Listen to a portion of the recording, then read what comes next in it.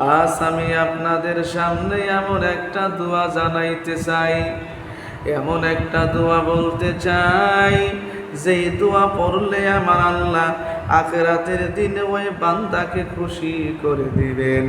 ও আমার ভাইরা, আমার আম্মা জানেরা, ও পর্দা নিশি আমার আম্মা জানেরা, ও যুবকেরা, খুব মনোযোগ দিয়া শুনো।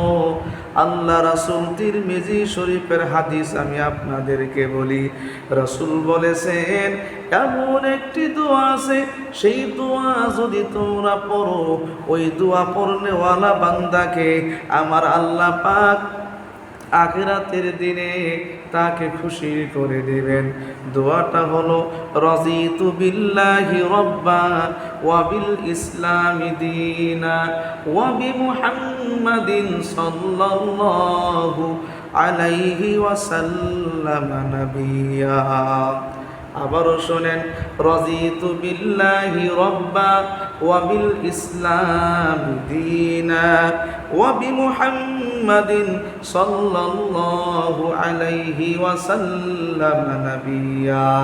আল্লাহ আমার রব হিসাবে, ইসলাম আমার দিন হিসাবে, নবী আমার মুহাম্মদ এই হিসাবে যারা মেইনা নিবা, আমার আল্লাহ রব্বুল আলামিন ওই বান্দাকে আখিরাতের দিনে খুশি করে দিবেন। কিন্তু এই দোয়াটা পড়বেন প্রত্যেক সকাল বেলায়, সকাল সকাল টাইমে 3 বার করে এই দোয়াটা পড়বেন। আমার ভাইয়েরা, সকলেই এই দোয়া মুখস্থ করে নেন।